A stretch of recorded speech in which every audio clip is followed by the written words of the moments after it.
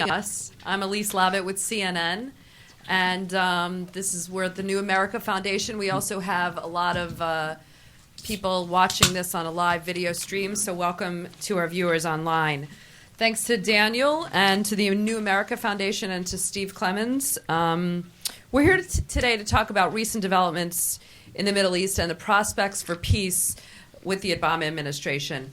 We're going to be in the midst of a lot of diplomatic activity in the next few weeks, which is going to pick up as the weeks go on. I call this diplomatic activity because we all know that meetings and indeed even a peace process has failed to result in Middle East peace.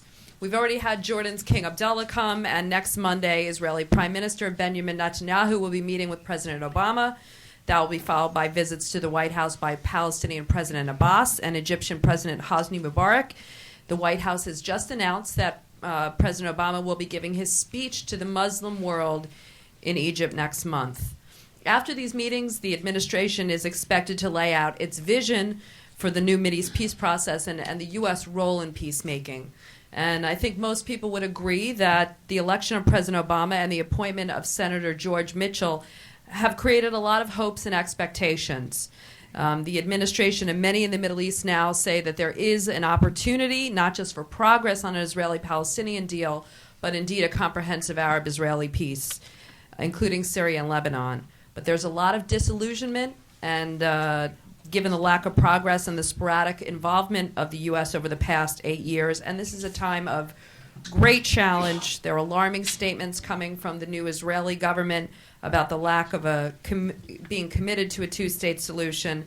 The Palestinian leadership in the West Bank is still in a standoff with Hamas in Gaza, and the involvement of Iran overshadows this, and there's a lot of concern in the region about Iran's role. So given all of this, what can we expect in the next few weeks? And what can we expect from the Obama administration? We have a real super panel here today, some of the most real sophisticated thinking on the Middle East, and I'm pleased to introduce them. They'll make some short remarks, and then I'll open up a round of questioning, and then we'll open it up to your questions.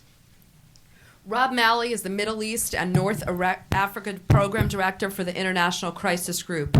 Rob directs analysts based throughout the Middle East, and together they report on countries at risk of conflict and make policy recommendations to prevent it. The team concentrates on the Arab-Israeli conflict, but Rob also covers U.S. policy in the Middle East and has had a front-row seat to Mideast peacemaking, including at Camp David and as special assistant to President Clinton for Arab-Israeli affairs. And before that, he was at the National Security Council for several years. And it's really this combination of experience at the peace table and his field work that really makes Rob one of the most thoughtful, I think, analysts on the conflict. And anyone that cares about the Middle East and relies on the work of Shibley Telhami, Shibley is the Anwar Sadat Professor and Peace of Development at the University of Maryland, College Park, and a senior fellow at the Saban Center at the Brookings Institution. He served as advisor to the U.S. mission to the UN, as a member of the U.S. delegation to the trilateral U.S. Israeli-Palestinian Anti-Incitement Committee, the Iraq Study Group, and is a member of the U.S. Advisory Group on Public Diplomacy for the Arab and Muslim world. Shibley is a best-selling author and conducts extensive public opinion surveys in the Arab world. He also serves on the board of the Human Rights Watch. Daniel Levy is a senior fellow and co-director of the Mideast Task Force here at the New America Foundation and a senior fellow and director of the Prospects for Peace Initiative at the Century Foundation.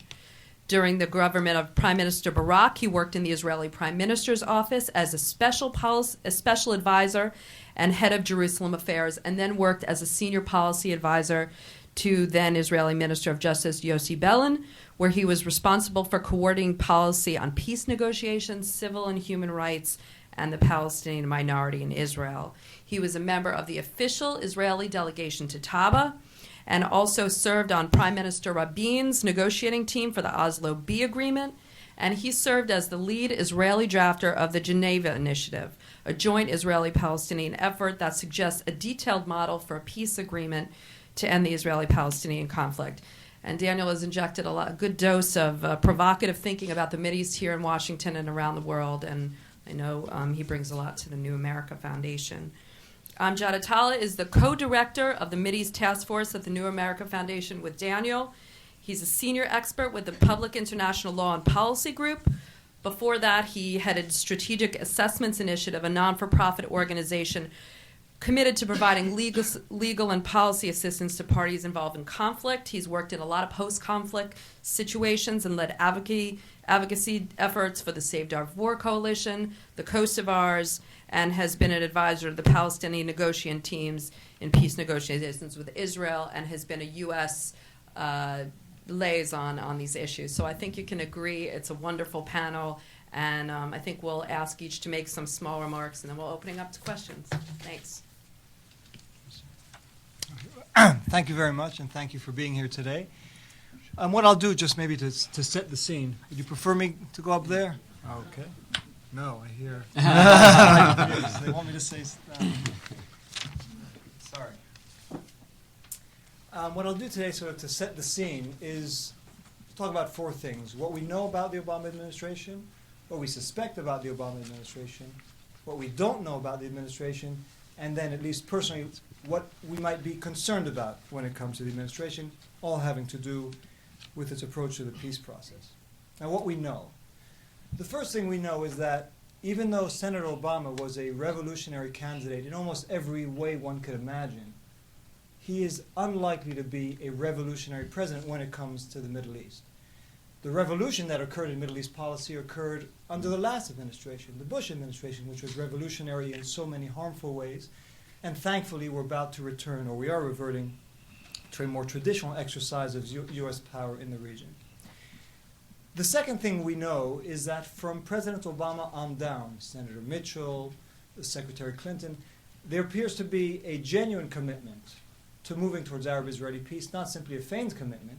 Now, incidentally, this doesn't mean that they're necessarily going to succeed, but it's a necessary, if not sufficient, condition for progress on the issue. And I think there's little reason to doubt the genuineness of their conviction that moving on Arab-Israeli peace is central to U.S. national interests in the region.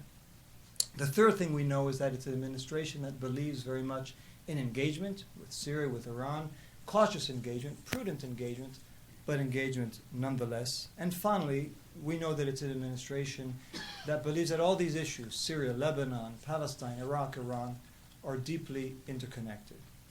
What we suspect. I think based on this, we have reason to suspect, although we haven't seen the evidence yet, that the administration is going to try to move to comprehensive agreement, not just with the Palestinians, but also with Syria and with Lebanon. There's also reason to suspect, and this comes as much from what we've heard as from the identity of the key policymakers, that this team will be much more forceful when it comes to what's happening on the ground, settlement construction, roadblocks, checkpoints, outposts, that on those issues we're going to have a hands-on administration from General Jones to Senator Mitchell. Just look at their itinerary, and there's every reason to believe that these are things that they know about and that they take very seriously.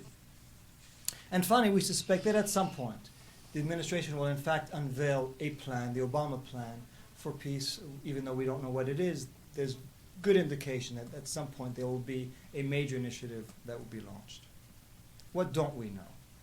We don't know what the position of the administration will be in the event a Palestinian unity government, however remote that possibility seems today. We don't know what their position politically will actually be if that government comes to pass and it approximates but doesn't meet the quartet conditions. We've had hints, but we haven't had more than that. We don't know what the attitude of the administration will be if Benjamin Netanyahu, the Prime Minister, comes and says that he wants to move more quickly on Syria because it's easier, because it's politically more palatable, and he wants to put the Palestinian track on a slower course. What will the position of the administration be if that's the choice that they're offered?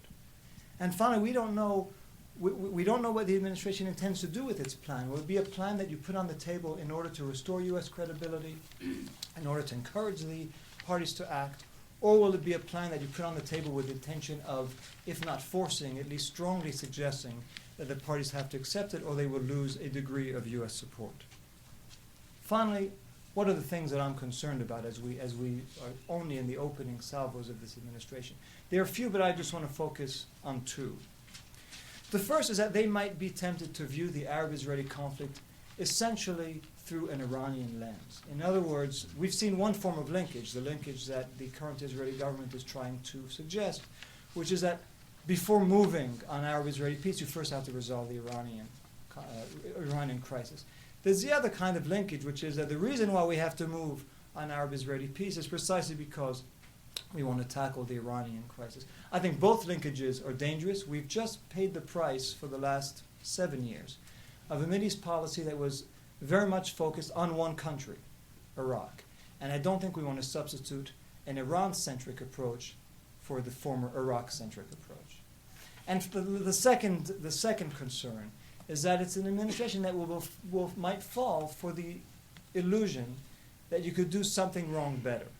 And the Bush administration executed a policy in the Middle East that not only did they execute it poorly, but the basic foundations were wrong. And there's often that temptation to think that one could execute better what your predecessor simply was unable to achieve.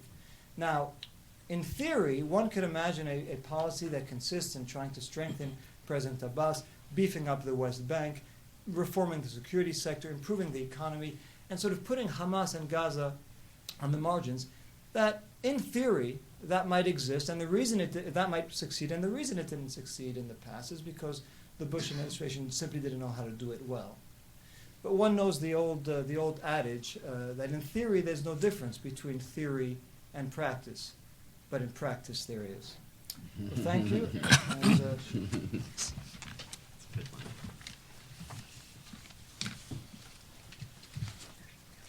Thanks. It's a pleasure for me to be here and to join this distinguished panel. You can see why we decided to do only 5 minutes each, because we don't want to overlap too much in the presentation. We'll have it more open in the discussion. But I want to just make some broad remarks and also enhance what Rob started with about what we know about the Obama administration. Certainly, they're committed to Arab-Israeli peace, but they actually have signaled they're committed to more than just that. I mean, I think there's no question this is a two-state solution administration. That's not changeable. The stakes are already too high for the president on this one. He started it during the campaign. He started it on day one. He's made it clear. His credibility is on the line. This administration ultimately will be judged in the region by the extent to which it gets closer to a two-state solution. It's not just peace. I think it's definitely a two-state solution administration, and I think they in essence already set themselves up for being measured by the region through the lens of the extent to which they get closer to a two-state solution during this administration. The second thing we do know is that they do tend to think in a comprehensive fashion, that the issues are linked, that not to pursue fragmented diplomacy. And the assumption is that the Syrian-Israeli track is linked to the Palestinian-Israeli track, that yes, the Iran issue is linked, but I don't think that's necessarily the central theme as it's projected so far in this administration. I think what is missing, though, while there is this sense of comprehensive approach and linkage of issues, the United States is facing so many priorities right now, just internationally, not to mention the economy. The two wars, the Arab-Israeli issue, the Iran issue, and a number of other issues that are out there in U.S. policy in the Middle East. What will be needed very soon is not simply an articulation of an Arab-Israeli peace policy. What will be needed is an articulation of a presidential vision of what America's priorities are.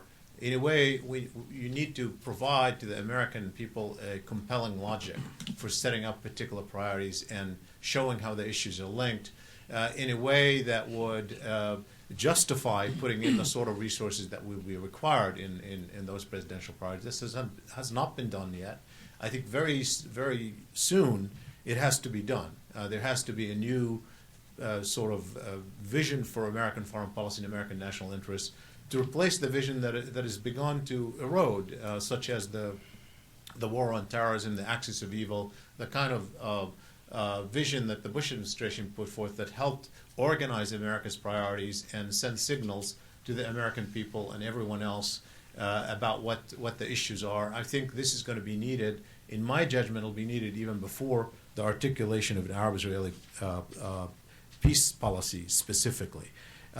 Linked to that, obviously, the immediate linkage issue is the Iran issue, as Rob put it out. And I think that there's obviously concern because some people in the discourse are linking it both ways. Either let's do Iran first or let's do Arab-Israeli first, as if the main reason to do one is the relationship with the other. And that is dangerous. And I don't think that's necessarily the signal that the administration is projecting, but that's certainly part of the discourse.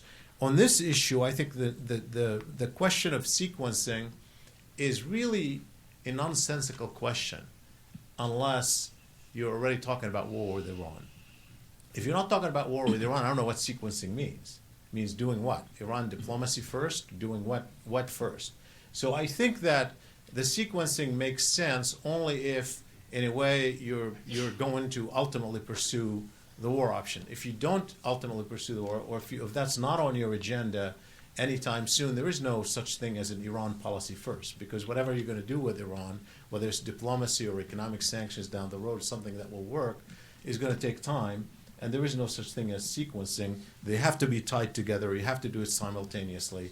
I just don't see it, and I think that, therefore, in some ways, the issue, the term sequencing is wrong unless you already have a commitment to the war option, which obviously this administration does not. I mean, it doesn't mean they're ruling it out, but that's not what they're starting with. Two other points I want to make. One is on the broader issue of credibility. So far, this administration has done well, particularly in the Middle East, sending signals. And I'm going to be releasing my 2009 Arab Public Opinion poll either late this week or next week. And I've just started getting the results are trickling in already, and with questions about how they're seeing the Obama administration. And there's no question that there is some hope and some positive signs for the administration, the way the public sees the initial signals. It's a mixed picture, but there are some strong signals. But in the end, it's interesting if you look at both the data that I'm going to release and also the results that we've seen in the past. The public is predisposed to open its mind when signals come, but ultimately they're going to judge it on the basis of policies, just like what happened with the Bush administration. And in the end, that honeymoon doesn't last very long. And so in a way, people will be looking for action. And the administration started with a lot of things, but you have to remember the Bush administration did a lot of things too. There were a lot of photo ops and meetings and economic summits and pledges and conferences and visitors coming. But in the end, it's going to be, there has to be some result. And I think the pressure is going to mount after the end of this series of consultations, the president going to Egypt in June. The pressure is going to mount for some early indication of substantive change in policy or substantive moves by the administration. Otherwise, the credibility is not going to last. And we have to keep that in mind. This is a window. It's a very important window. People are paying attention, and something is going to have to happen to capture it. The final point is on the visits themselves.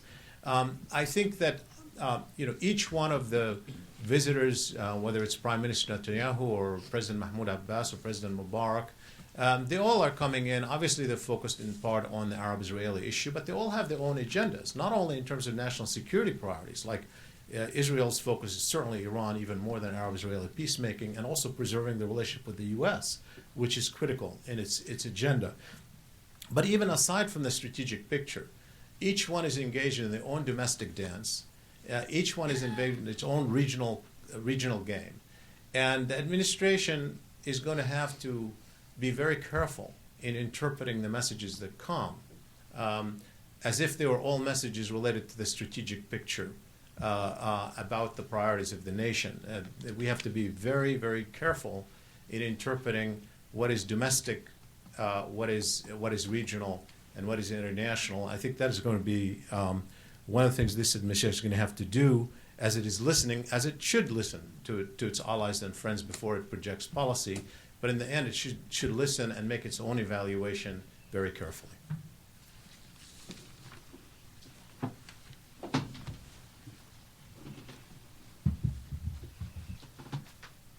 Well, perhaps I'll pick up where Shibley left off, and looking ahead to the visits, and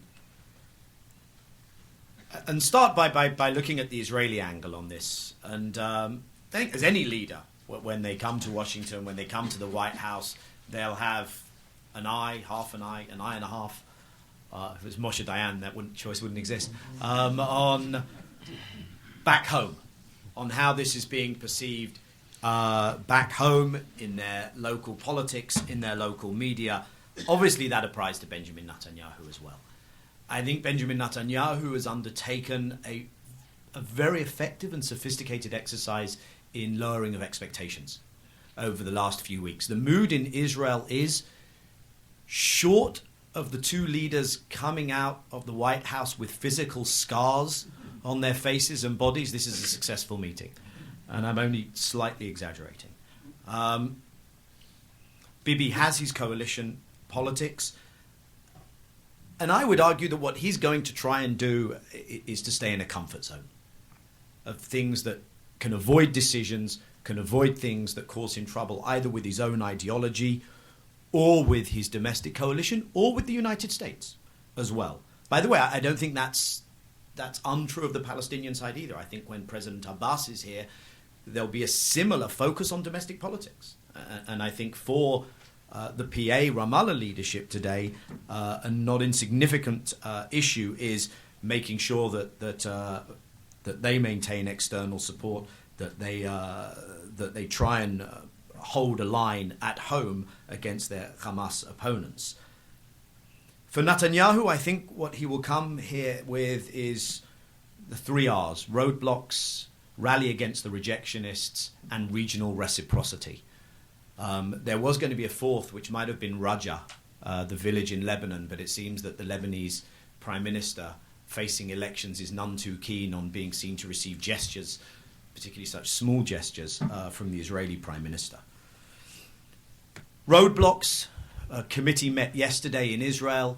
It's the economic peace model. I think the prime minister will come and say, I will do in 6 months what you didn't get in 3 years from the last government. And one can make a convincing case that the prime minister could do that. A committee was established yesterday to oversee that. Unfortunately, Prime Minister Netanyahu talked about easing the situation in Judea and Samaria, which I think tells one everything one wants to know about where that might be going. In that package, I'd say, is the security sector as well.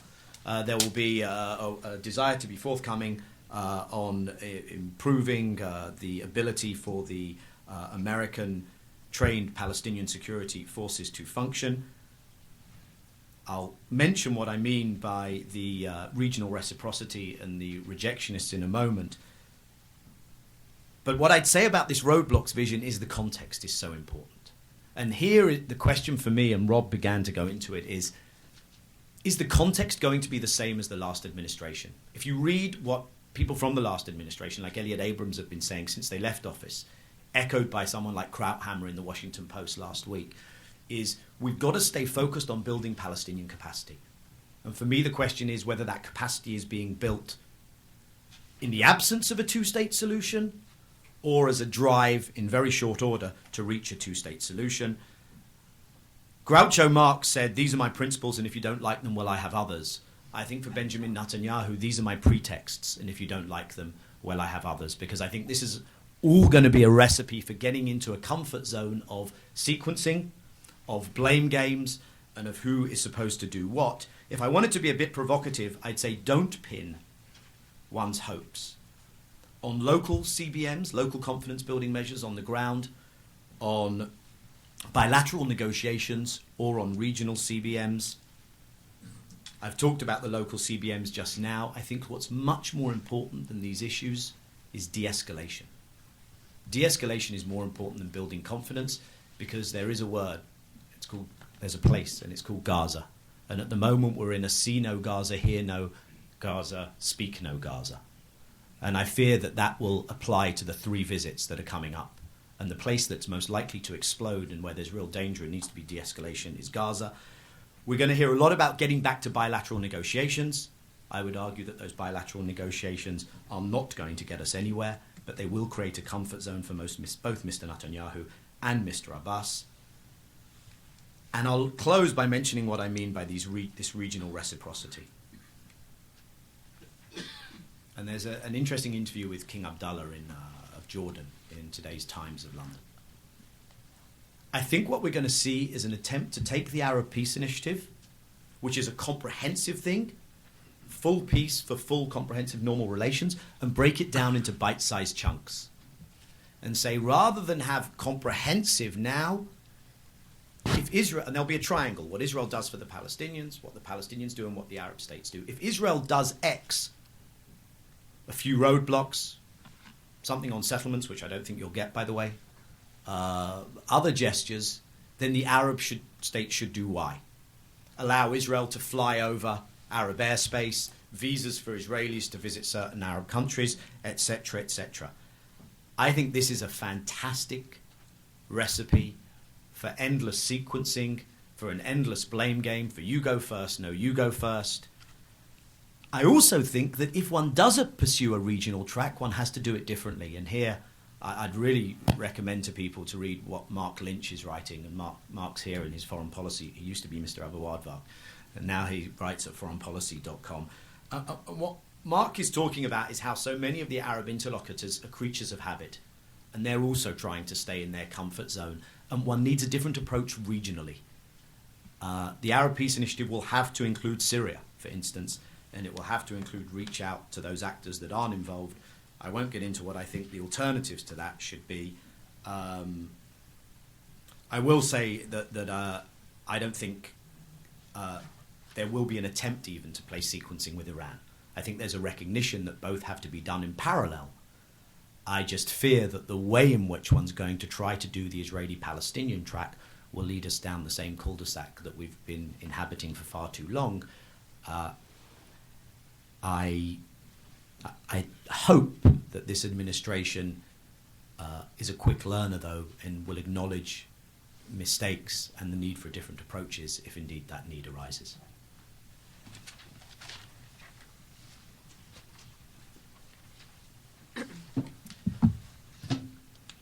Okay, I think one way to frame the coming visits is this is going to be an exercise in reorientation.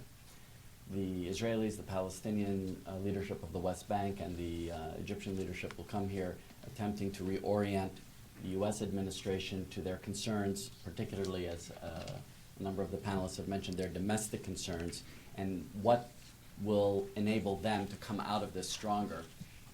And the United States will be attempting to reorient them towards a vision of a new Middle East in which U.S. national security interests are best promoted. And one way to judge the outcome of these visits is whether there is any reorientation of any of the parties and who was the one who became reoriented. There's a physical example of this in the past negotiations. I happened to be in the room when General Zinni after he was appointed Middle East envoy by President Bush, and the first trip that he made to the occupied Palestinian territory in that capacity. And he met with the Palestinian leadership, and the Palestinians had talking points with them that had been prepared over the course of days. And the talking points are not, I'm assuming, very significantly different than the talking points that President Abbas will come with now, because nothing's actually changed. They were going to talk about settlements. They were going to talk about the question of Israeli military activity in Palestinian, ostensibly Palestinian-run areas. And they were going to talk about the deconstruction of the U.S.-trained Palestinian security force. The Israelis at the time were still attacking Palestinian police stations, still killing Palestinian policemen. And so they were very concerned about that. So they had a litany of complaints, effectively, that they were about to present to the American envoy. So General Zinni sat down with his entire team in front of them, and he started by saying, I'm paraphrasing, I've been entrusted by the President of the United States to come here to end the violence that's currently taking place and to stay here until a Palestinian state is created. Now, when he said that, literally all the Palestinians on the Palestinian side of the table looked at each other, talking points went underneath the folder, and then especially the most serious-minded of the negotiators leaned forward and said, okay, what do we need to do? And it shifted Palestinian thinking for a period of time into what Daniel calls the decision zone. It switched them away from the comfort zone to, oh wow, President Bush has decided to actually end this. That's going to mean that we're going to have to change our game plan. What are we going to have to do to make this happen? And That lasted for 2 or 3 weeks until the vice president weighed in and made it clear that the U.S. articulation of what a two-state solution meant did not coincide with anybody else's expectations. And so that we need a moment like that, I think, somewhere along the line, if not in these meetings, but somewhere soon, where the president is able to articulate a seriousness, a serious intent that also reflects a complete and total unanimity of his team. Because the Israelis and the Palestinians in particular, I wouldn't know about the Egyptians as much, but the Israelis and the Palestinians in particular are accustomed to utilizing certain branches of the U.S. administration against the other branches in order to try to, the State Department is friendlier to us, we'll talk to the State Department. National Security Council is friendlier to us, we'll talk to the National Security Council. Vice President refuses to meet with Palestinians, we'll talk to the Vice President's office, the Vice President's office will convince the President of what to do. And so in this meeting, it's got to be clear that this is a completely different game plan, that the President has an entire team standing behind him ready to implement his effort. It's effectively a way of breaking the conditioning of 8 years of Bush policy, and it's going to have to start taking place now. The second piece I wanted to talk about that my fellow colleagues haven't mentioned is a question about whether we're going to begin to see a new articulation of a policy on political Islamism and its pertinence specifically to the Israeli-Palestinian conflict. The Bush policy had a policy on political Islamism. It was all evil. It was all bad. It was all part of Islamofascism, and it all had to be defeated. One didn't negotiate with Nazis, one defeated Nazis militarily. That led to a variety of specific policies in a number of states in the Middle East, and including in the occupied territory, on how to deal with political Islamism.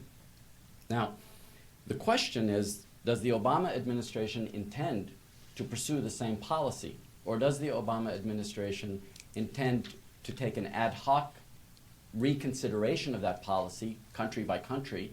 Or is there going to be some type of ideological backdrop to all of this, where the administration actually has a mindset that says that, well, political Islamism isn't inherently good or bad. It's a question of what it means. It's a question of whether it endorses democratic processes or not. And if it does endorse democratic processes, what does that mean for U.S. policy? And that begs the question of Gaza, which Daniel mentioned.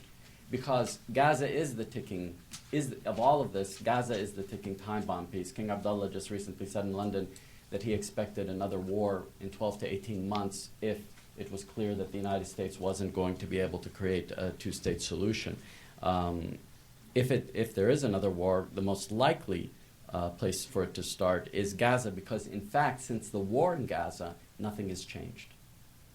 And the Egyptians have a direct interest and role in that. The Palestinian leadership in the West Bank has a direct interest and role in that. And of course, the Israeli government has a direct interest and role in that. President Obama has been very silent on this issue. So the question is going to be whether the U.S. is going to put out its own position and its own policy on how this can be ended. Finally, the grand strategy question. I think it was Shibley who mentioned the need to have an articulation of what a peace narrative looks like for the Bush administration's strategy for the Middle East as a whole. That needs to happen, and it's going to have to happen in the Egyptian speech that the president is going to make, that Elise mentioned, but it also needs to be anticipated in these 3 meetings that are taking place right now. But not anticipated, the speech in Egypt is going to be directed directly at the Muslim audience. The meetings here and the press conferences that come out of them have to be addressed at a domestic political audience. They have to be addressed at a political audience inside the United States. What does it mean for U.S. national interest that there be peace between Israel and 50-some Muslim and Arab states? What does it mean to our struggle against al-Qaeda, to our access to resources in the region, to our fight against the Taliban, to the promotion of stability in Pakistan and Afghanistan and Iraq? It can't be a polarized, as Rob said, it can't be a polarized Iran versus something else issue. Can we weave a narrative in which peace actually promotes U.S. interests across the entire region?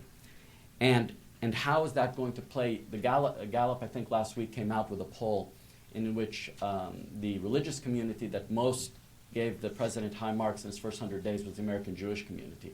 And the second highest community was the American Muslim community. And then I believe it was atheists. And then it was a group of Christians. So it's great to see common cause among such disparate groups. But that has to be capitalized on. That has to be transformed into a domestic political constituency that can back a U.S. effort to finally end this conflict. And are we going to begin to see the beginnings of that coming out of these 3 meetings? Thank you. Well, thank you to our panelists for starting us off. And now I'll start with a few questions, and we'll have a roundtable discussion, and then we'll open it up to the audience.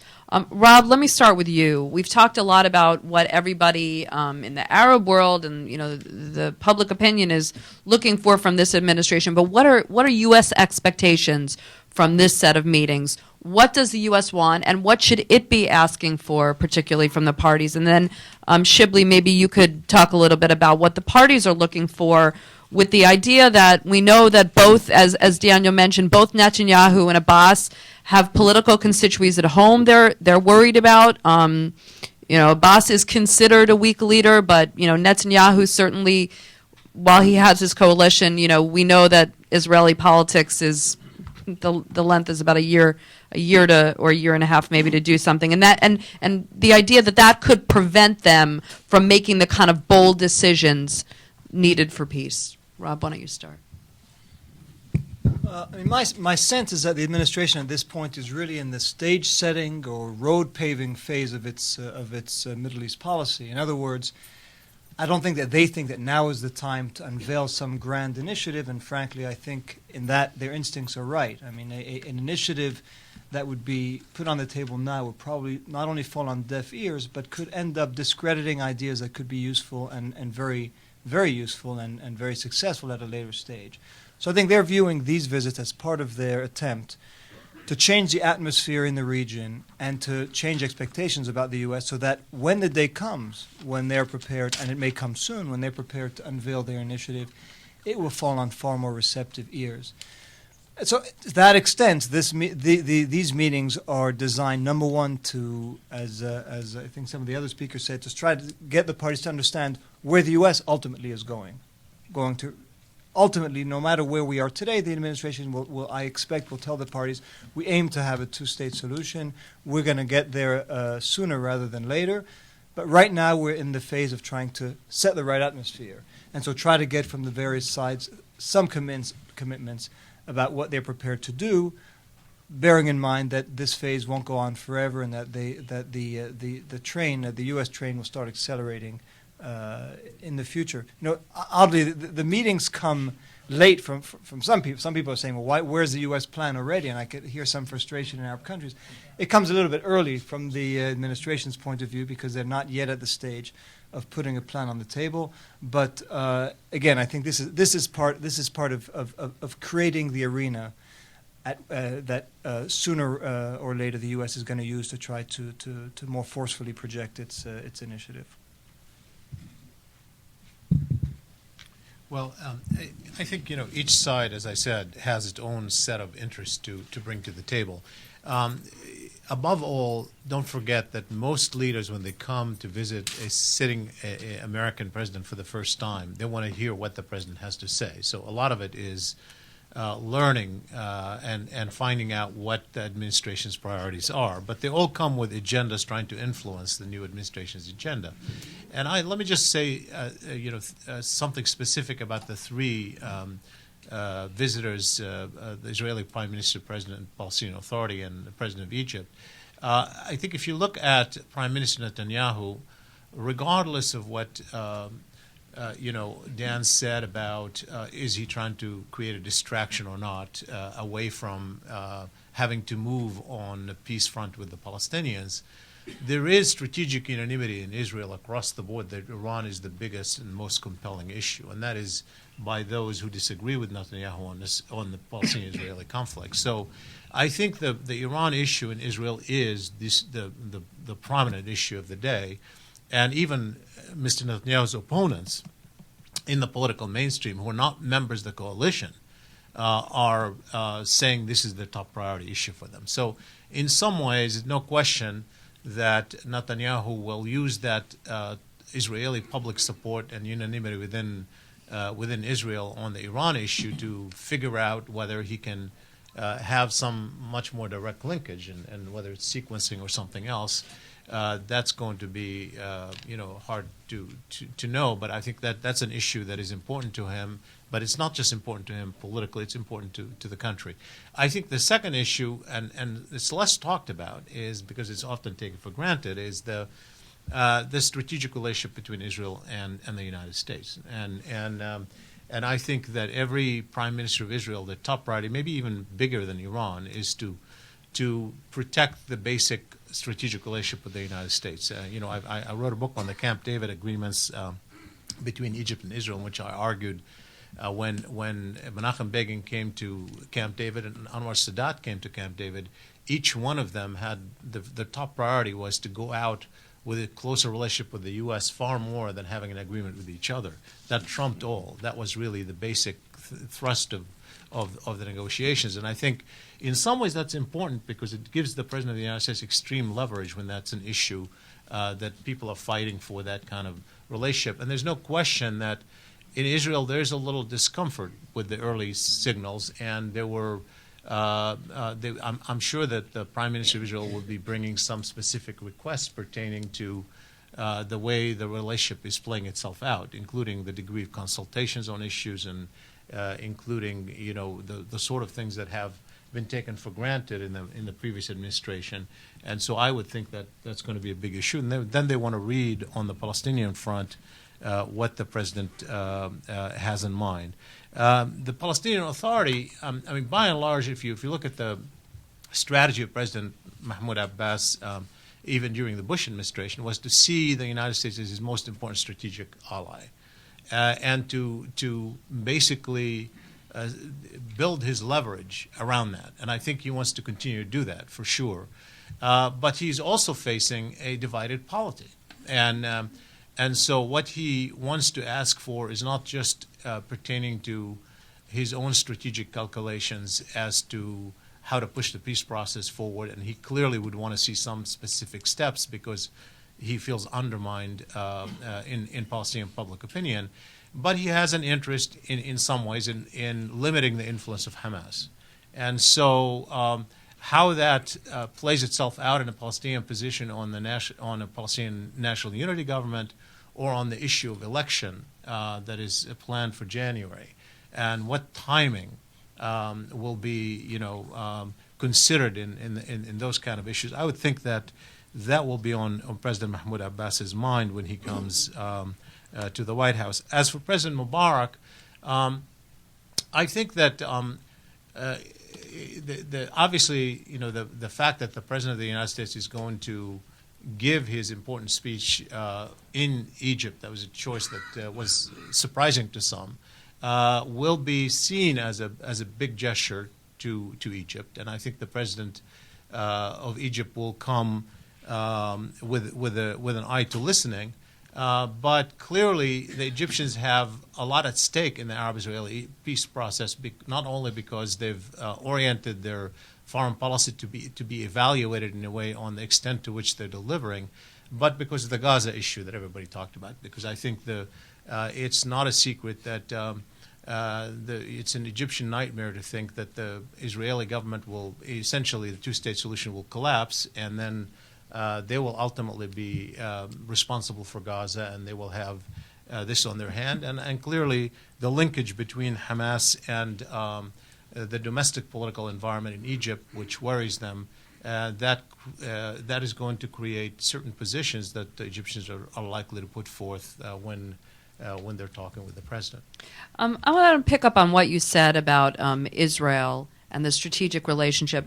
Daniel, we've been hearing a lot of signals from the U.S. and of Israel that President Obama is going to be much tougher on Prime Minister Netanyahu. Maybe this is just an expectation or someone say a wish, but that he's going to be very tough on him about committing to a two-state solution, about halting settlement activity. There's also been reports and some concern in the region about new building in Jerusalem on religious sites. That's very concerning. Are we headed for a confrontation between President Obama and Netanyahu?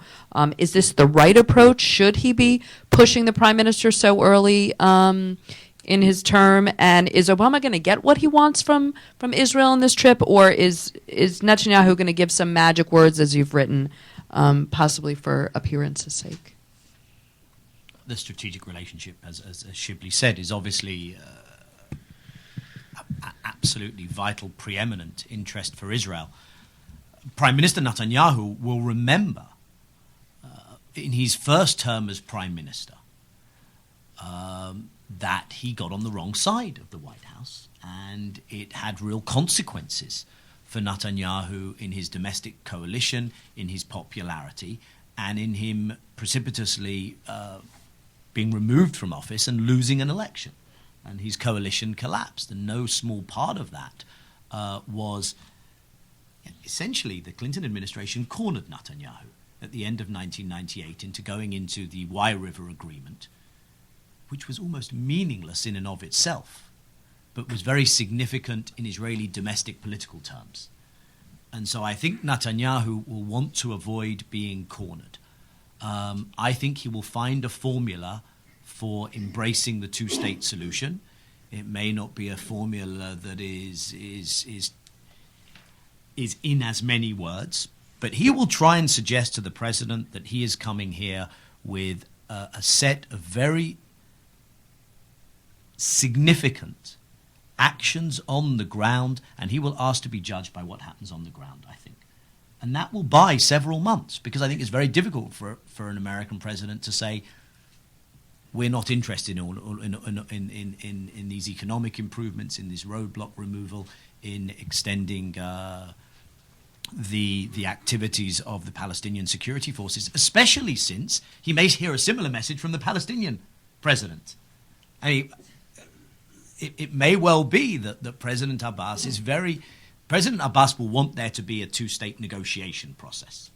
And I think the difficulty is going to be, how do you create the impression of a negotiation without there really necessarily being serious negotiations? I think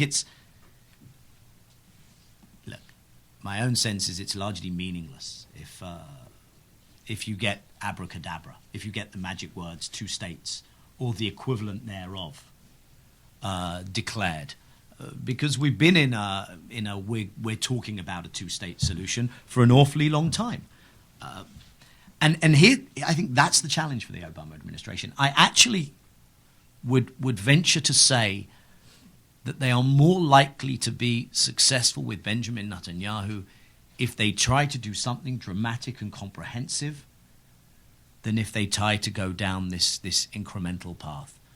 I don't think you can get a settlement freeze from Netanyahu. I think you can get a two-state solution from Benjamin Netanyahu, and I may be proven wrong, but I think we'll only find out if there's a serious implementation plan, not a statement of principles, but if there's a serious implementation plan, and crucially one that is not predicated on building Palestinian capacity while the Israeli occupation remains in place. If I'm wrong, and if the Americans try to go down that path, and if Netanyahu tries to stand his ground in the face of an eminently reasonable American plan, eminently reasonable to the eyes of the average Israeli, then I think because of that strategic relationship, Netanyahu doesn't last in Israeli domestic politics. But if they try to play a cat and mouse game of chasing around the West Bank and East Jerusalem, I don't think that will work. Historically, there has never been a settlement freeze. Settlements have been evacuated, whether in the Sinai or in Gaza. There has never been a comprehensive settlement freeze. And as soon as you say, well, does it apply to East Jerusalem? Or does it apply to only the built-up area? Or does it apply within the boundaries of the land allocated to a settlement? Or does it apply to homes that are already partially being constructed? Or homes that are already being marketed by companies? As soon as you get into that argument, what you're really having a conversation about is the parameters of settlement expansion. And I think that would go the same direction as previous efforts have gone. Of course, it may be enough, and even here, I agree with Shibley. It may be enough for a short period if the administration is seen to be tough on settlements, even if it doesn't get its way. But I think Shibley's right. I think beyond the atmospherics and the words, there's actually going to have to be delivery here. And the only other thing I'd say on that front is that it will be made even more complicated by the reality on the Palestinian side, which is a reality, I think, where we're deep into a place of law of diminishing returns when it comes to trying to strengthen Fatah. I think the more we try and build these structures, if we can strengthen Fatah, we can strengthen Fatah, the more, as we have seen for the last period, Fatah and Fatah's narrative will be weakened. And to the extent to which there is any strengthening, it will be at the expense of making the West Bank into an ever less free place, into an ever more military regime in the West Bank, which I think should be a serious concern. Amjad, let's pick up on that. The law of diminishing returns. There's been so much over the years propping up Abbas in the West Bank only, and to the point where President Abbas really has no incentive to negotiate with Hamas. I mean, he's not in favor of a unity government and really has no incentive to do so. But we've seen that the amount of money that the Palestinians receive from the international community, I mean, I think it's somewhere in the issue of 90% of their money is from international donors. Does that make him a hostage to the international community and their demands on Hamas? And so he's able to kind of, play the fact that he's not able to do anything without the international buy-in. I mean, what is the incentive for him at this point to go for a unity government and work with Hamas when the whole international community does not support this? Well, I think that raises the question, a larger question of American and international incentives and disincentives to both parties to continue doing things that we say that we're against. And so we provide them with incentives, in fact, as opposed to providing them with disincentives to do the things we don't want them to do. We actually provide them with rewards, and so it's a counterintuitive model. We reward them for bad behavior or for behavior that's counterproductive, and then we wonder why they continue doing it.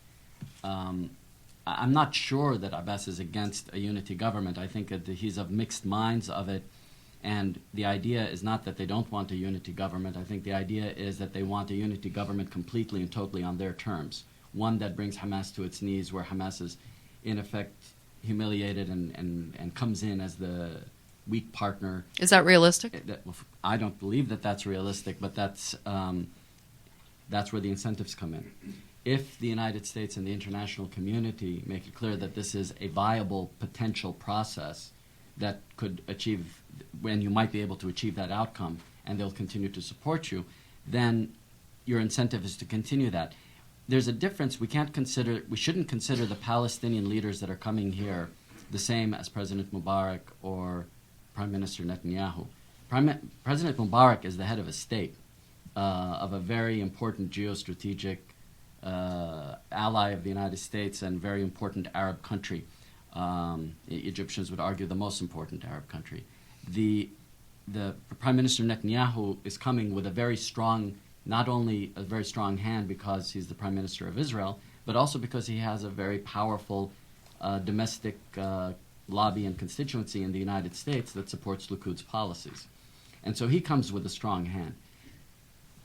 President Abbas is coming as the administrator of elements of the occupation in several cities in the West Bank, whose mandate as an elected official has expired, with a parliament that hasn't been able to meet and who doesn't have a quorum because about a third of the parliament is currently being detained by the Israeli government, and who has a politically fractured leadership.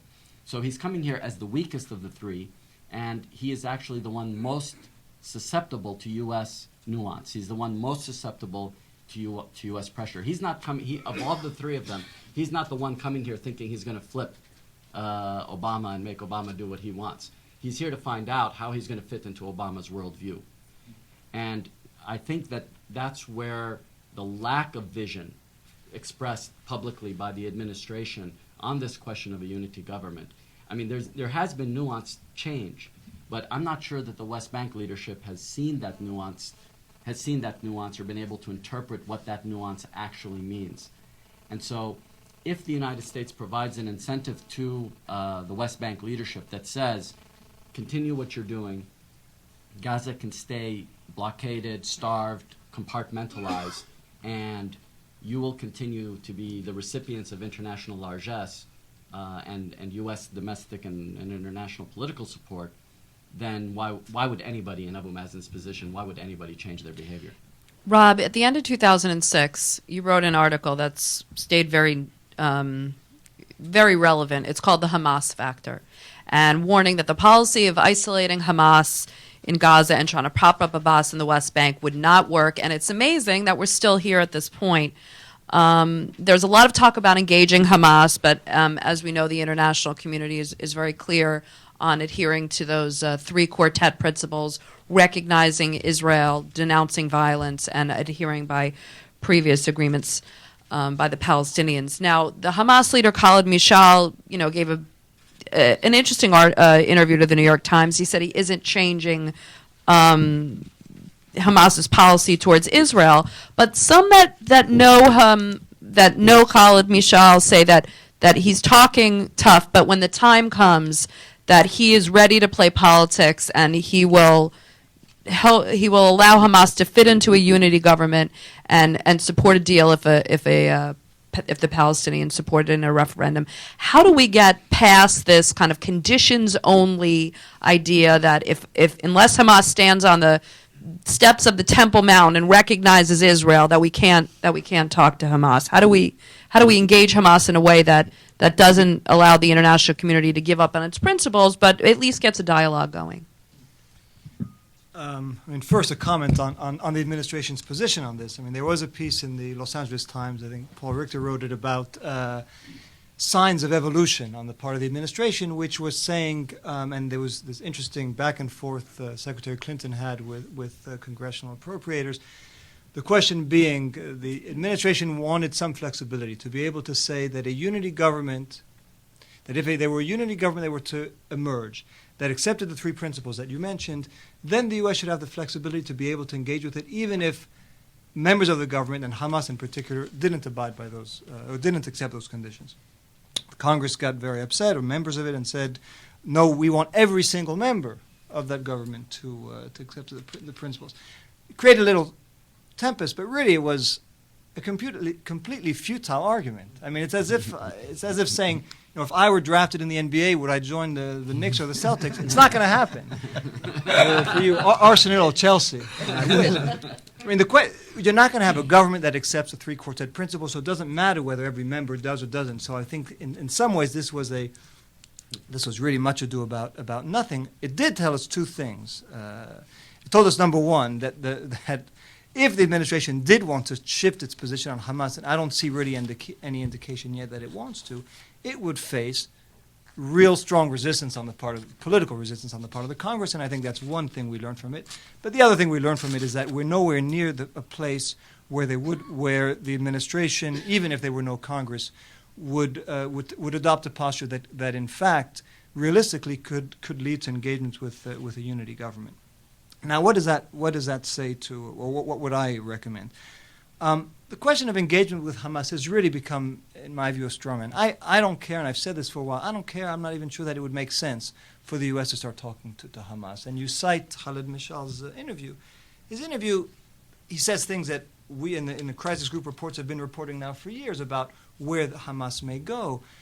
But what he's not prepared to do is say those magical words. And so the discussion between Senator Mitchell and Khalid Mishal, if ever that were to occur, would be the U.S. saying, accept the three principles, Mishal saying, no, I won't, and then what? We wouldn't be any better off. Which is why we've been arguing, if there were a government, if there were a unity government, we don't need to talk to Hamas members, but I think we should treat it by looking at what are today the real obstacles to peace. And on the Palestinian side, there are two. One is recurring violence, whether it's rocket firing from Gaza or elsewhere. And the second is that there doesn't exist today a legitimate mechanism to negotiate, endorse, ratify, implement a peace agreement, if such a peace agreement were to occur, because of what Amjad just said about the state of the Palestinian leadership. So the two things that would actually make a difference is, one, a ceasefire that all Palestinian parties, the government in particular, were committed to enforce. That would take care of the issue of violence. I mean, frankly, and I think it would mean much more than if suddenly tomorrow Hamas said we renounce violence. So what? The issue is whether they actually are prepared to implement that on the ground. And the second is a commitment that President Abbas, head of the PLO, could negotiate with Israel. If an agreement were reached, would put it to referendum, and that there'd be a proper mechanism for putting it to referendum. And if that referendum were to yield a positive result, that the government and all Palestinian parties would abide by the result of that referendum. That should take care of the other obstacle. These other things about, and I could understand why people, they matter to people, recognizing Israel and renouncing violence. But we've had that before. I mean, and when Yasser Arafat did those things, people said those are just words. We want to see what it means in practice. So now let's judge this government in practice, and that's why I would say from the U.S., forget about the question of engaging with Hamas if it's just too toxic. Deal with the government and put it to a test that is both more realistic but also more meaningful. Shibley, let's pick up on the idea of public opinion in the Arab world that you mentioned in your introductory remarks, and the idea of these sequencing of the Arab initiative now, that if Israel takes some steps, then the Arab would take some steps. I mean, one of the complaints of the Arab world is while they keep calling for peace, that Arab states have, in fact, taken little steps to help advance the peace process. So given the fact that, as you say, President Obama, at least for now, has a honeymoon period and is very popular in the Arab world, is there something that Arab leaders can do in the short term, while there is all this goodwill, to give Israel an incentive to at least take some small steps? Yeah, I'd like to answer that, but first I want just to remark on Rob's formulation. In December, I co-authored the CFR Brookings report with Steve Cook on how to deal with the Arab-Israeli issue, a recommendation of the administration. And one formulation we suggested, we argued in that piece that isolating Hamas will not work, that's just not an option.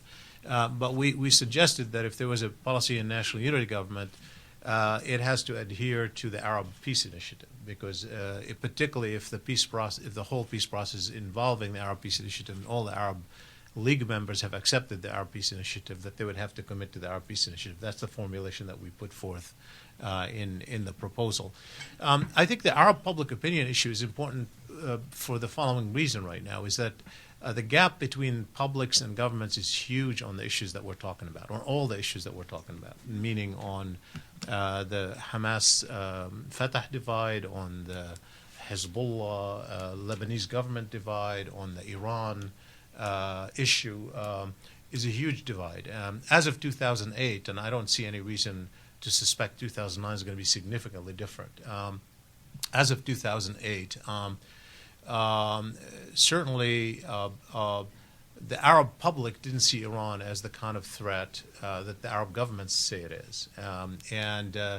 The Arab public saw Iran, saw the United States as a far bigger threat. More than 80% identified the U.S. as one of the two biggest threats, and roughly about 10% identified Iran as one of the biggest threats to them.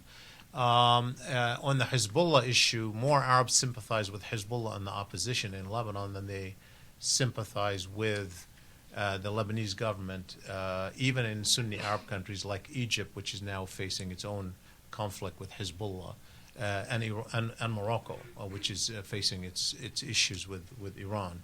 On the Hamas-Fatah divide, the vast majority of Arabs want to see a national unity government, but for those who take sides, would rather support one or the other. More people sympathize with Hamas than Fatah, and more people blame the Palestinian Authority for the troubles in Gaza than they blame the Hamas government. And so the public outlook on this is very different from the government's. And my worry actually in the formulation now is that we're going, you know, in the end, you're going to have to sell these agreements. And in the end, you're talking about the need for this broader peace in a way to fight with some non-state actors that are destabilizing and they're recruiting and that they're taking, harvesting this angry public opinion. And unless we find a way to engage that public and in a way broaden the conversation beyond just those immediate leaders that we're talking about, I think we're not going to formulate a very good plan. I think that we can't just talk to the sitting rulers. We have to talk to them. They're the most important player still. And we have to take their issues into account, and they're going to be the ones who are going to take the lead.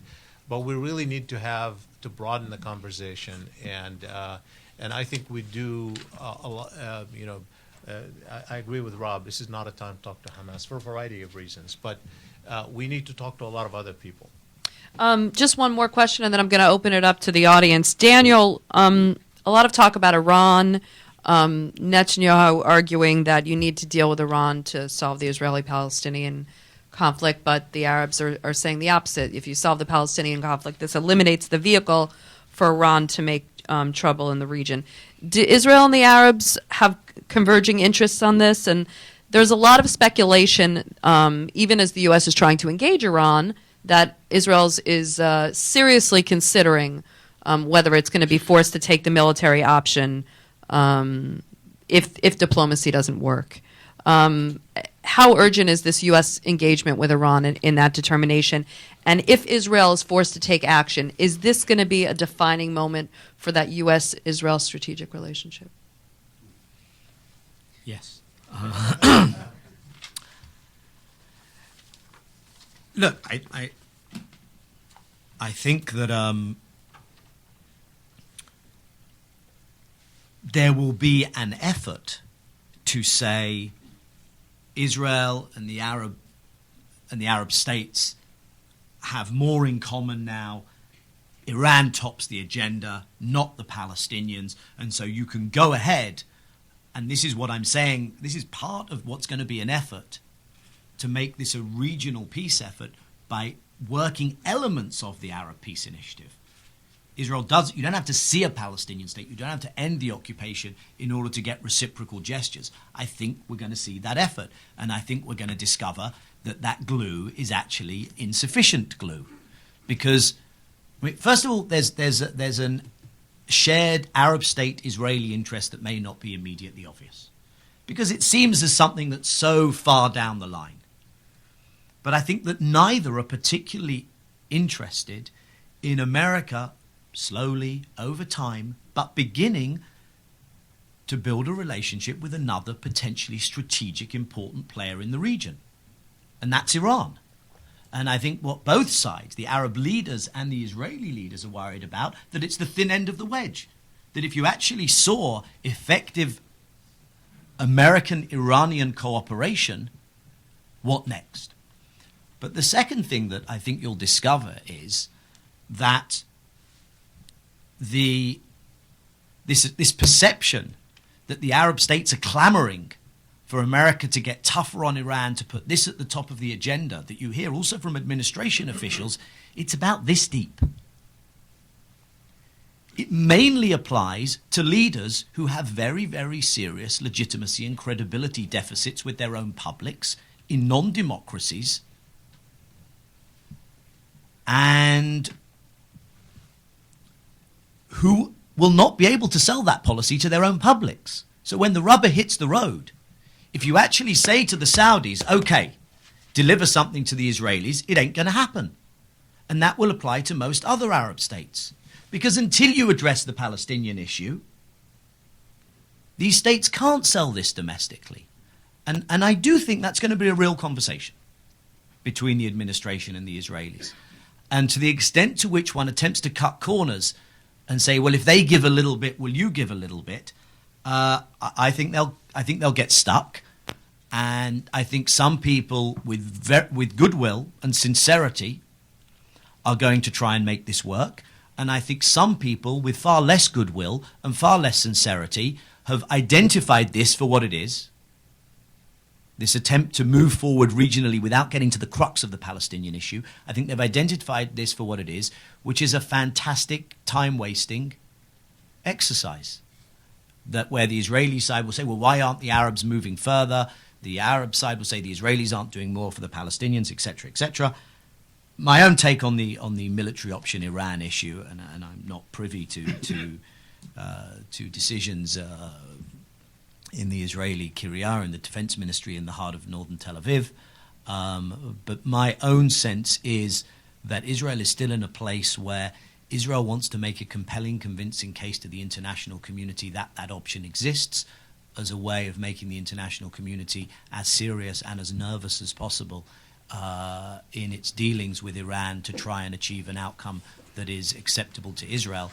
I don't think that Israel has decided what happens next. Elise, if I may just follow up directly on Daniel's point, I want to talk about the Arab concern about Iran just for 1 second. And the United States is going to have to disassociate or disaggregate two concerns that the Arab governments have, because Shibley made it clear that the Arab public doesn't view Iran as a threat. So it's the Arab governments that are viewing it as a threat. The legitimate part of that concern is Iranian interference in Arab domestic affairs. That's the legitimate part of that. It's not the Iranian nuclear program so much that they're worried about. It's the actual. Does negotiation with Syria and in the Syria tract, does that weaken the influence of Iran in the region? Well, it could potentially, but what would actually do it would be the peace agreement itself between Syria and Israel. That's what would do that.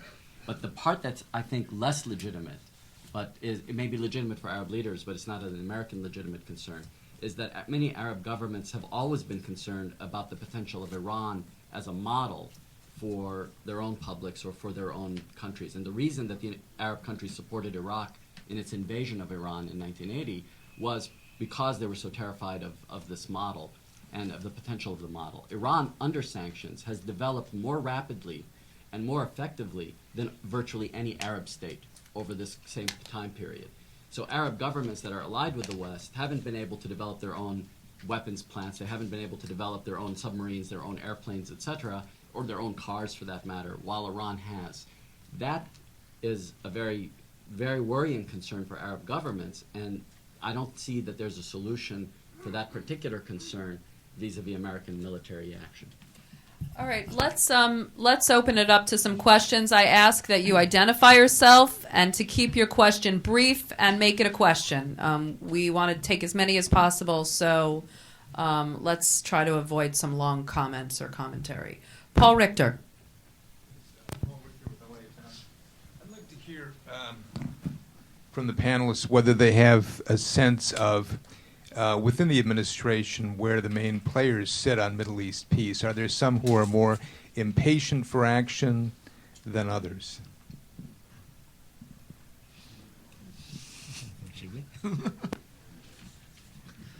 Well, it really is hard to read. I think it's hard to read in part because, I mean, they're truly in a state of consultation because they're and I think genuinely so. I mean, this president came in and said, I'm not, unlike the previous administration, I'm going to come and impose and tell people what to do. I first want to listen, and they are listening, and that at some point is going to have to end. I would think, just based on the read of it from the outside, is that the president may be the most impatient of all, and I think in some ways when you look at the administration and you're thinking about the Middle East and who's quote running policy. I think the structure in this administration will be very different from the Bush administration in the sense that you have a very engaged president and a president who, the two-state solution he came with. He was very focused on this issue from day one. Obviously, he reads and knows and have thought about these issues before.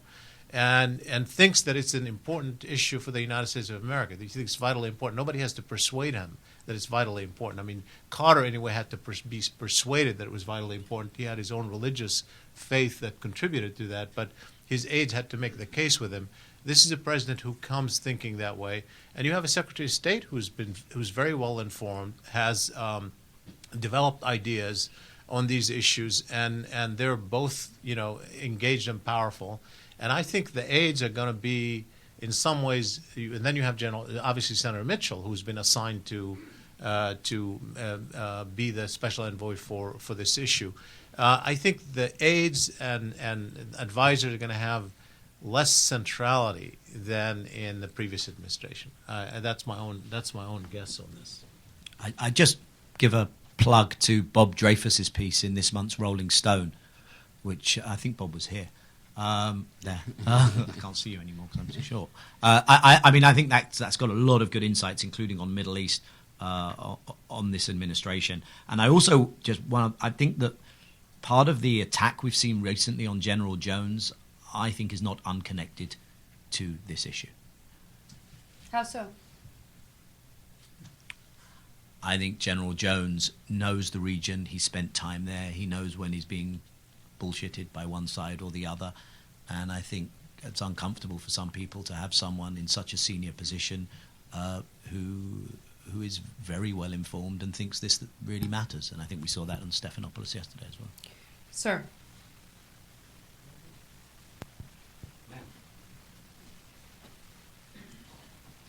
Thanks. Gary Mitchell from the Mitchell Report. A pretty simple question. I think we have not heard any discussion this morning about the Arab peace plan, the Saudi offering, which not very long ago, Senator John Kerry spoke at the Brookings Institution quite optimistically about the opportunities for getting something done, if not in the first 100 days, in the first administration. And so I'm wondering, A, did I miss something? B, if we haven't talked about it, is that because it's viewed as obiter dicta, or what's your take on that? Rob, do you want to take that? We may not have said the words. I think we all had it in mind. But for me, what the Arab Peace Initiative is very much in line with what Daniel said. It really holds in one simple concept, and I think it would be a mistake to try to make much more of it. It's very important, but let's not try to deconstruct or add it. It says full peace for full withdrawal. That's very significant. But then this notion that you should try to subdivide it and try to have advance payments, as I said, I think it really will end up being an exercise in mutual frustration with the Arabs never doing quite enough for Israel and Israel never doing quite enough for the Arabs. I think what it provides for the administration is a real chapeau. That's the construct, which is to try to convince the Israelis, who are quite skeptical right now, that if they reach a peace agreement with the Palestinians, Syrians, and Lebanese, they will get normal relations with all Arab countries, and to try to use this Arab support to try to bolster President Abbas, who right now faces a very divided and dysfunctional Palestinian polity, so to try to bring in Arab support. I think that's what this is about, and all the rest could very well be, in Daniel's words, a monumental waste of time. Amjad, you want to wait? I just want to say something on this. I mean, the significance really is, I mean, it's not just for the Israelis, where obviously with the Palestinians having relatively minimal leverage, where the reward, of peace, so to speak, of peace with the rest of the Arab world is seen to be as an added advantage in the negotiation. Now, of course, the King of Jordan yesterday was talking about the Muslim world with 57 countries as a reward. That's one side of the story, but the other side of the story is the legitimacy of the accord for the Palestinians. Particularly if you have weak Palestinian government negotiating and on big issues like ultimate borders, refugees, but especially Jerusalem, which is maybe even bigger than Palestine in part of the Arab and Muslim world. They have to be delivered on that issue. You need the support and the backing. So that's really the concept. It's not so much any specific plan or ideas that generated, and I think that's the most important issue. Most important issue is the conceptual framework of finding a way to engage the Arab through a mechanism, and that the Arab peace plan is a nice mechanism, and mentioning it helps in a way because it justifies that, kind of from the point of view of the Arab public, is that the international community is pointing to an Arab plan for a change, which is not a bad idea in terms of acquiring legitimacy. I think there's another element of legitimacy that the plan provides that I think is very important but has a shelf life. It's not the plan that has a shelf life, it's the benefit. the PLO in 1988 accepted or adopted a two-state solution, because Israel hadn't adopted a two-state solution then. It was the PLO that adopted it. And once the PLO adopted a two-state solution, it created among Palestinians who previously were calling for one secular democratic state, it began creating a curve of support for a two-state solution. And that reached its peak some time ago, some years ago, and is now on the downswing for every year that the PLO still says we want a two-state solution and there's nothing that's done to create one. The people start shifting back to default or previous positions. The Arab Peace Initiative created a forum and an opportunity not only for all the Arab states to begin preparing their public for the idea of normalizing relations with Israel, but all the Muslim world. So you also have the Organization of Islamic Conference saying that they too will endorse the Arab Peace Initiative if the Arab Peace Initiative has. You've heard even Iranian figures like Rafsanjani and Khatami before. I'm not quite sure what Ahmadinejad's language a few weeks ago on this issue was, but that they would support a two-state solution if the Palestinians supported it. The OIC said they'd support the Arab Peace Initiative. Now that is also going to go up on a curve, and at a certain point in time, I'm afraid that the benefit of that is also going to go down on the curve. So 5 years from now, if we're talking about an Arab Peace Initiative, I think it'll actually be irrelevant in terms of its weight in convincing the public to be supportive of integrating Israel into the region. Okay. Let's start taking two at a time. Please keep your questions short, and our friend from Syria in the back. I can speak without mic. Excuse My me. question is very simple. Please identify yourself. My name is Dmitry Noyev. My question is very simple to all of you and each of you. Do you have any idea how to solve this problem? Shortly. Each of if you have. Okay, well, I think that's what the whole panel is about today, sir. But before, it's my question, very simple. Okay, thank you. And but some background for question. No. Sorry, no background. You've asked Thank your you. question, thank you. Thank you, sir. Thank you. Okay. My name is Tamam Al-Barazi from Al-Watan Al-Arabi magazine. What about the Syrian engagement? What it effect on the Palestine problem? I mean, we see the Syrian diplomat very happy about the engagement. They said the Americans are not asking us demands like Bush administration. But at the same time, there was renewal of sanction against Syria. If that's also a blueprint for the Iranian, engagement, or what?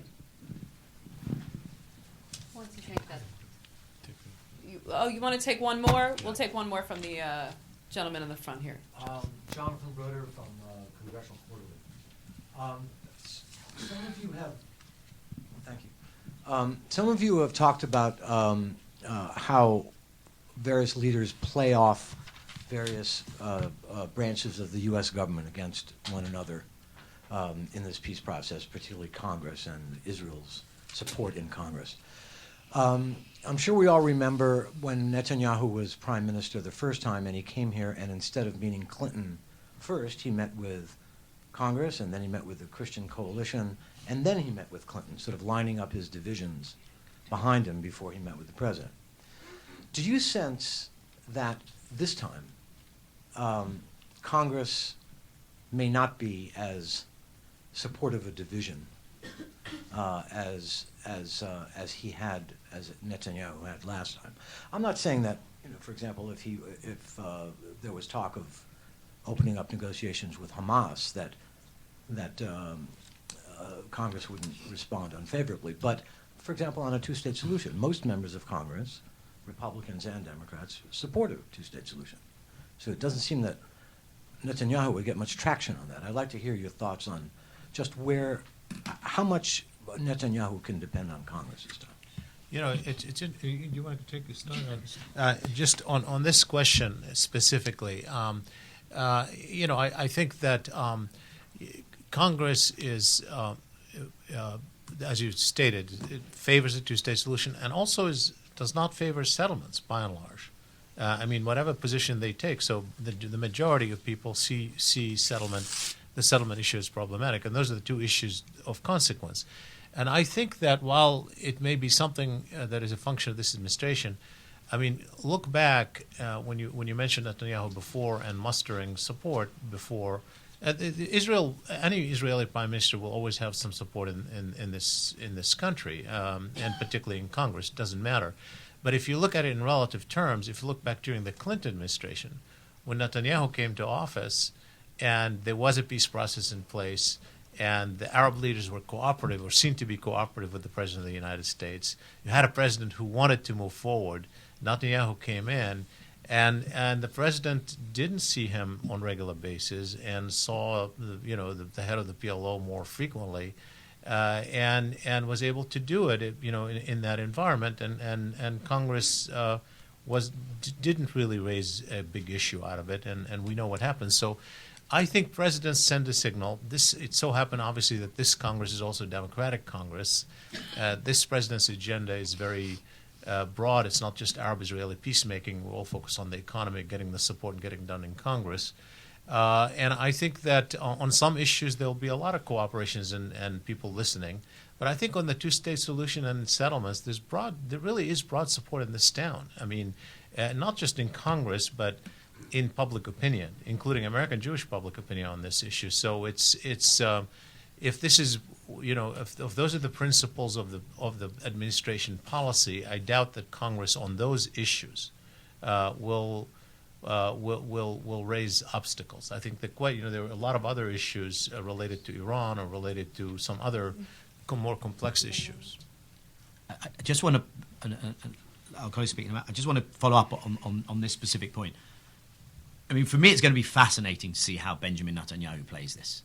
And I think he, undoubtedly, amongst the people advising Netanyahu, there are those who are looking at America and saying nothing's changed.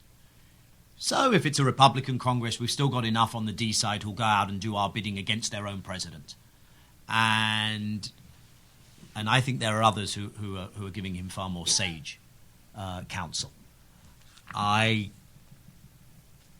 And I don't expect Netanyahu to play that game. I don't expect him to try and play. If he gets himself in a corner and he's kicking out and doesn't know where to go, perhaps, but certainly not on this visit. I would expect anything but that to happen. You can prove me wrong in 1 week. On the US side, I think it's much more clear-cut. And I think the central factor here is whether Obama remains a popular president. I think as long as Obama is popular, he can drive home this issue. Shibley mentioned the American Jewish community. There was a very, very serious and at times very pernicious attempt to discredit and delegitimize candidate Obama, Senator Obama, with the American Jewish community, and he got 78% of American Jewish support. I think not only will the Democrat side line up with him, I thought Senator McCain was interesting yesterday when he was interviewed straight after General Jones on one of the shows. It was this week, and he only pushed back in a very limited way over what Jones's positions on the Israeli-Palestinian issue. Having said that, I think the one area where the Democrat leadership in Congress will be concerned is if there is insufficient support on the Republican side and Republicans try to turn this into a wedge issue, then I'd be a little bit worried, but I agree with you. Rob, what about on Syria? What can the U.S. expect from all this engagement with Syria? How can they help advance Israeli-Palestinian peace? And specifically on the Syrian track, what are the genuine opportunities here? Well, first, I think the Arab Cold War is an obstacle to an Arab-Israeli peace, and that's something that I'd hope, and I think the administration is seeing it to some extent, that if you don't bring Syria in, if Syria stays out, if Syria is trying to play the rejectionist card, whether it's with Hamas or Hezbollah, you diminish the chances of reaching an Israeli-Palestinian peace. Again, for all the reasons that we were recounting earlier, I think it's going to be very difficult to make peace between Israelis and Palestinians if Palestinians are at war among themselves. So I think bringing Syria in, trying to use it to help with Hamas and other issues is a good idea. I also think in terms of what we're saying about the Arab Peace Initiative and giving Israel a greater incentive than simply a piece of paper being signed with the Palestinians, the Arab Peace Initiative only comes into fruition if there's peace with Syria, Lebanon, and the Palestinians. So for all those reasons, I think it makes eminent sense to try to engage Syria. It's not going to be easy, and for multiple reasons having to do both with Israeli politics and with Syria's own sense of itself and where it wants to go. And I think in particular it's going to be made all the more difficult, and this is what I was trying to refer to earlier when I expressed some fear of an Iran-centric policy. Not that I think we're going to say, not that there's going to be sequencing, but if we try to justify everything we do to the Palestinians and in the region in terms of trying to contain Iran, I see at least two drawbacks. One, in terms of the Palestinians, I don't think it's a real selling point for the Palestinian public opinion to tell them that the reason we're building a state is in order to defeat Iran. I don't know how many more votes you're going to get that way. And in terms of Syria, I think it makes it all the more difficult for the Syrians to move on a peace process with Israel or normalize their relations with us if we keep hammering down the point that it's in order to break their relationship with Iran. Their relationship will evolve. They're not going to break. And the more we tell them that that's the point, the harder it is for them to move. Okay. We're going to take two quick questions, and then I'm going to ask the panelists to close it up with a closing thought. Sir, right here and right here. Keep your questions short, please. Bob Shadler, American Foreign Policy Council. I want to ask a question about capacity and munitions. It seems apparent that in Little Gaza, the Israelis, the Egyptians, and the Palestinians cannot keep munitions from being smuggled into Gaza. It also seems if the Palestinians had the capacity, well-trained, well-equipped, large cadre of people who were able to really tamp down munitions, then it would be a threat. It would make Israel both more secure and more insecure, because a small fallout, say 5 or 10% of those well-equipped, well-trained, capable people might use munitions against Israel. And it seems munitions in the next 5 to 15 years are likely to get smaller, more lethal, and more accurate rather than less so. So is that right? Or in two, if it is, does it mean some outside group has to come in and add to that? Okay. And sir, right here. Thank you. Mike Miyazawa.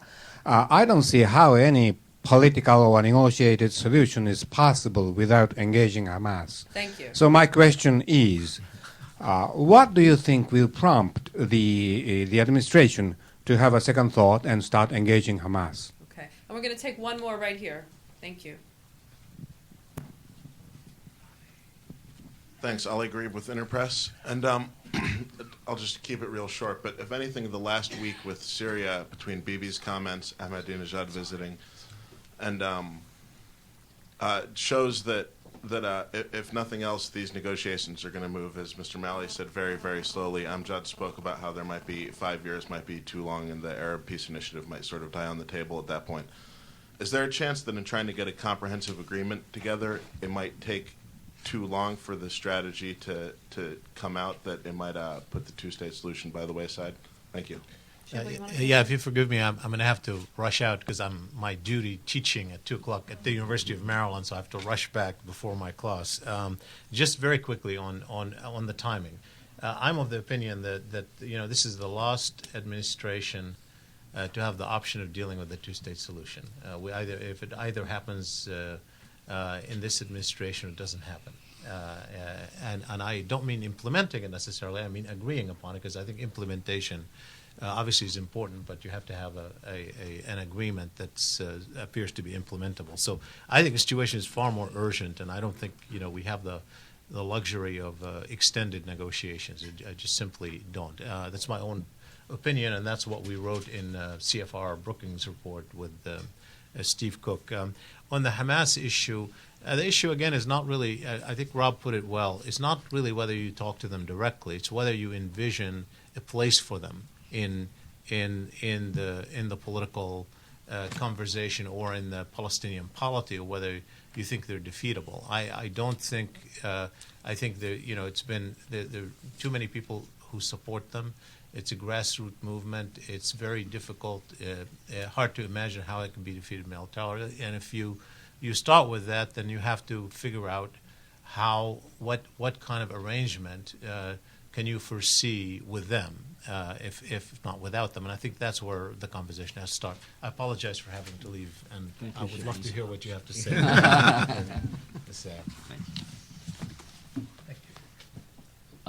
Well, okay, I'll make my final comments too on this. First, I wanted to comment on the playing off various branches, and just say that what I expect as what I think would be the best strategy if I were advising Likud in terms of how not to get to two states. What should I? How is it that we cannot actually achieve a two-state solution? What I would say is you can't go up against Obama direct. You can't go head to head. He's far more popular than you are. He's far more popular in the world than you are. You can't do it head to head. So you've got to do a flanking attack. You've got to figure out. Don't tell them. You've got to, yeah. You've got to, and the reason I'm saying this is because I think they figured this out. You've got to go with a flanking attack in an attempt to try to create a process that'll create as much delay as possible, and that will remove the United States from a driver's seat in negotiations, and will leave you and the Palestinians directly in negotiations. That way, when the negotiations don't succeed, you can blame inevitably the Palestinian failures that occurred on that side, and you can hope for better times in the future. On the question of security forces and capacity and munitions, that's exactly the big irony of Palestinian security forces. The idea that the West will train, and because we've done this before, right? I mean, we did this. We created the Palestinian security services. We helped train them. We created the headquarters in Gaza and the headquarters in Ramallah that the Palestinian security services worked out of. We helped create the database that they used. The United States was part and parcel of every piece of that system, and then the Israelis deconstructed it when they felt that the security services were no longer serving the goal of protecting the Israeli settlers and the Israeli occupation in the West Bank. That's the conundrum. Ultimately, any Palestinian security force that you create, that you train, and that you strengthen, ultimately is going to want an independent Palestinian state. It will not, by definition, continue to protect Israeli interests as long as the occupation continues and as long as settlements continue. So therefore, why are we putting so much emphasis on training Palestinian security services for an indefinite occupation? The only way that's going to work is if you're training Palestinian security services to take over or to help administer an independent Palestinian state once that's created. And so I think the shift in focus is going to be really necessary. On what will prompt U.S. to consider engaging Hamas, I think I will just let Shibley's comments stand. On the comprehensive agreement, I think that's, again, the irony that any process that takes too long won't get you to the goal anymore. So if the goal is creating two states and having Israel at peace and integrated into the Arab and Muslim world, that doesn't happen in any long process. You can't define a long process with confidence-building measures that actually lead to that conclusion.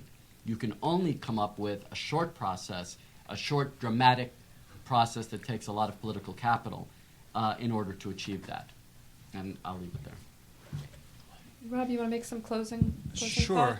On the question of Hamas, just to come back to it very, very briefly, as I said, and I would agree entirely with what Shibley said, it really is a matter of trying to find a way to bring them in, because I don't believe, as I said, that Palestinians could make peace with their historic foe if they're at war with themselves. So something is going to have to be done, and I think it's going to take some kind of bumping into the wall, and we've had a faith-based administration for the last 8 years. I believe this one is probably going to be a results-based administration, and so they will at some point see that they're going to have to adjust based on what's happening on the ground. I hope it doesn't take renewed confrontation in Gaza. We just wrote a report on that. I hope that it takes something far less bloody to lead to some readjustment. But this brings me to my broader point about where I think the administration needs to go. I don't know if it has 1 year, 2 years, 4 years. I'm really not I can't read into the future in terms of how long the two-state solution has to live. I think what needs to happen is a fundamental rethink, because we've gone through not 8 years, but 16 years, if not more, of trying all kinds of things with all kinds of different actors, whether it was a strong Palestinian leader, a strong Israeli leader, people who seem committed to peace, a strong U.S. role, a less strong U.S. role, Arab involvement, no Arab involvement, and nothing has worked. So I think we really have an opportunity and an obligation to rethink some of the basic premises about the nature of the U.S. role, about what it needs to do, about how it articulates its solution, how it deals with actors on the ground. And simply to conclude on a point that I've made earlier, in this I think the real challenge is to overcome sort of the dual legacy of the Bush administration, which is that it did the wrong things poorly, which creates the illusion that somehow you could do them well. You can't. We're going to have to find a different approach, and hopefully that will be an approach that will lead to comprehensive peace at some point in our lifetime. I apologize for saying anything because we should really rest on what Rob just said, doing the wrong things well. I want to very briefly address Hamas, because I think your comment that you don't see how you can get a two-state solution without engaging Hamas, I agree with, and I take it further. I don't think you can really get to grips with a changed Middle East without rethinking your policy towards political Islam writ large, of which Hamas is just a part of that. When I see that the speech will be given in Cairo, I question the extent to which that has been internalized by the new administration. And that's crucial, because if you try to get the two-state solution, and if there is, for instance, and this would be doing the wrong thing the right way, if this administration, for instance, goes further than Annapolis and puts its own ideas on the table, but it does it in the same framing, that this is in order to secure the Fatah victory of the moderates against Hamas, those ideas will be, and Rob alluded to this earlier, those ideas will be discredited in relatively short order. By the way, also on Hamas, I don't think America directly needs to engage with Hamas, but I think it's not smart that others are not doing it. I think there can be a division of labor inside the quartet that was not done previously. And I would think that the Europeans have a role here. I don't think it makes sense for any player, including for the Egyptians themselves, for them to have such an exclusive moderating role. And on the security forces, I don't think there is a place where you can reach a bar of satisfactory performance and of being non-threatening to Israel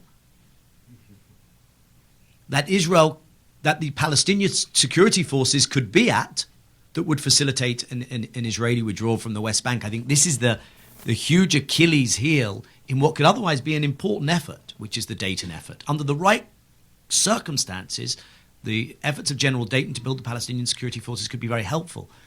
Right now we have the wrong circumstances, and I think people don't understand Israel if they think that what this is about for Israel is saying, okay, if the Palestinians can reach a certain level, then we can withdraw, then we can end the occupation. This is what's holding us up.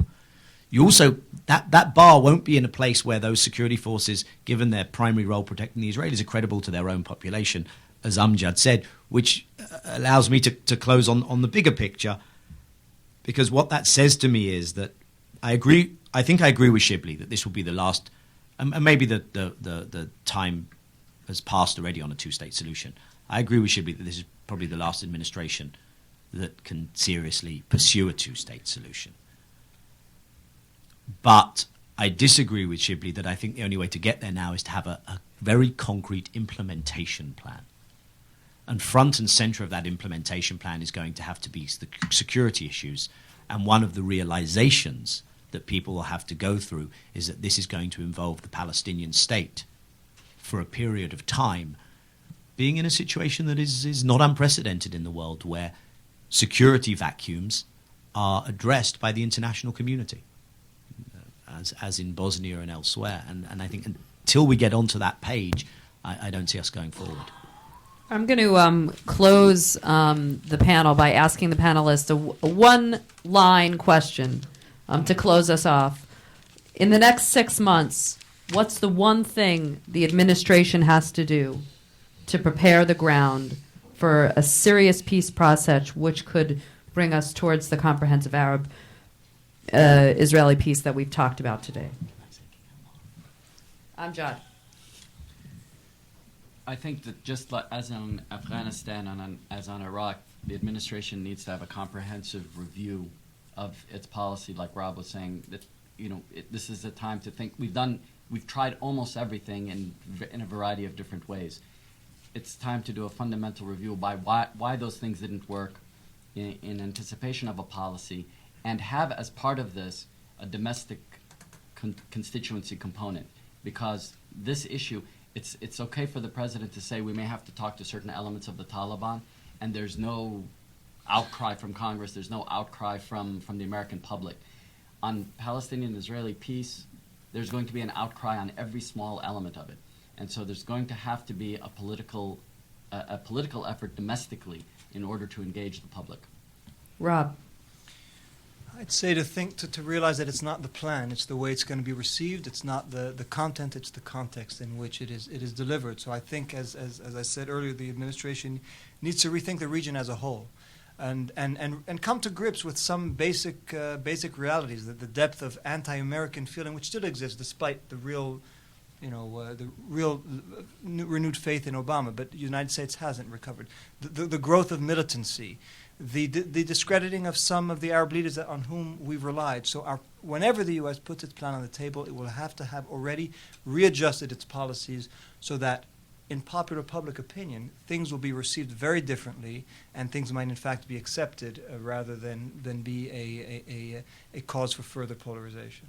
Daniel, while the administration's doing that, because I totally agree with Rob, acknowledge that you're not going to get a two-state solution as a product of bilateral Israeli-Palestinian negotiations, and you're not going to get it if your bar is that the Palestinians have to prove their capacity for governance and security while under occupation as a precondition. If you acknowledge those things, then you can begin to build the answers to them in your plan after the context is created in the way Rob suggested.